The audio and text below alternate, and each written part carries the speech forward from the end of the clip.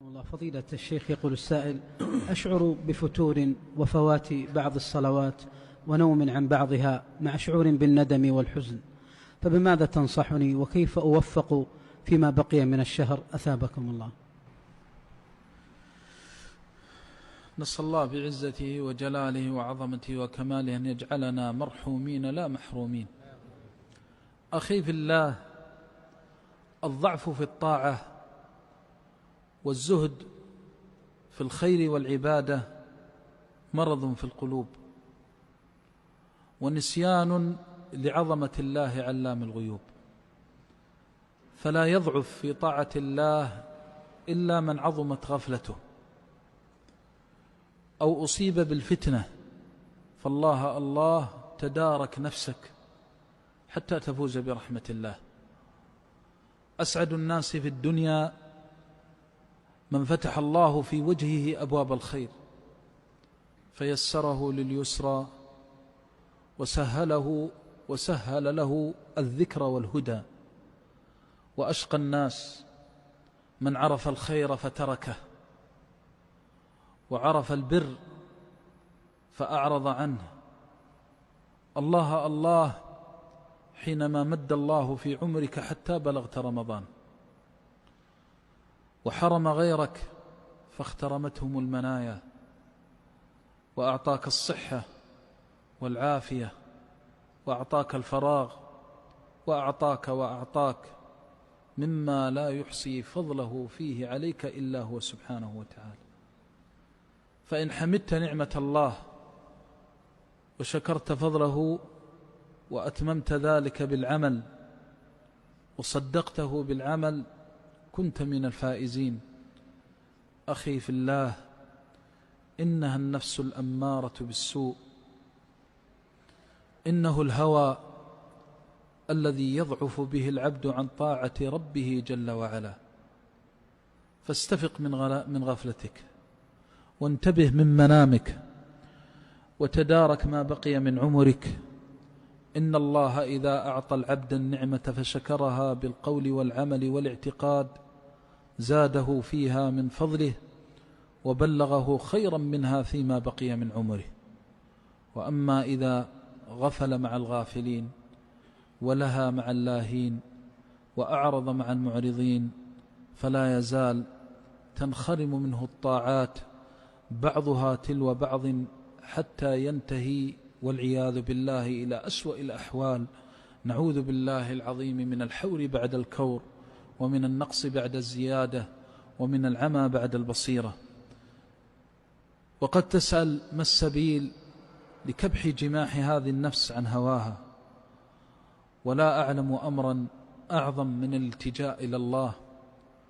وليكن لسان حالك ومقالك أن تضرع إلى ربك فتقل: اللهم لا تجعلني شقيا ولا تجعلني محروما. وسل ربك أن يجعلك في هذا الشهر من أسبق العباد إليه وأقربهم وأدناهم منه، وأن يوفقك لاستباق الطاعات والمسارعة في الخيرات والباقيات الصالحات. ثم خذ بالأسباب التي تنبهك من منامك وتوقظك من غفلتك، ومن أعظمها أن تعلم أنه ستمر عليك مثل هذه الساعة ومثل هذه اللحظة وأنت ضجيع اللحد والبلا، مرهونا بين يدي الله جل وعلا، تتمنى أن هذه الأيام والليالي قد قضيت في طاعته واستنفذت في محبته، وعندها تندم ولا تحين ساعة مندم. أخي في الله، لا يعلم العبد متى يأتيه أجله ومتى ينقضي عمره، وأنت في موسم فتح الله عليك أبواب رحمته ودعاك داعي الله إلى مغفرته ومرضاته وجنته، دعاك داعيه إلى الفلاح والخير والصلاح، دعاك داعيه إلى موائد الرحمن من تلاوة القرآن والإنابة إلى الرحمن بالتسبيح والتقديس وصلاة التراويح وغير ذلك من الطاعات والباقيات الصالحات. دعاك ربك ليرحمك وهو غني عنك، ودعاك ربك ليتفضل عليك، فالله الله أن تعرض عن الله وهو يدعوك إلى رحمته. وازجر نفسك إذا كانت ساهية لاهية بالوعيد وسطوة الجبار المجيد، ذكرها عظمة الله وقدرة الله عليك حتى تقبل على الله بصدق وجد، وتعلم أنه لا مفر من الله إلا إلى الله. أخي في الله، لو تعلم كم من مريض على فراشه يتمنى عافية الله التي تنعم بها، لو تعلم كم من مشغول في رزقه وطلب عيشه يتمنى ما أنت فيه من الفراغ، لو تعلم ما تفضل به عليك الأعز الأكرم لصرت إلى الله حثيثا، ولا أقبلت على الله عز وجل مجدا.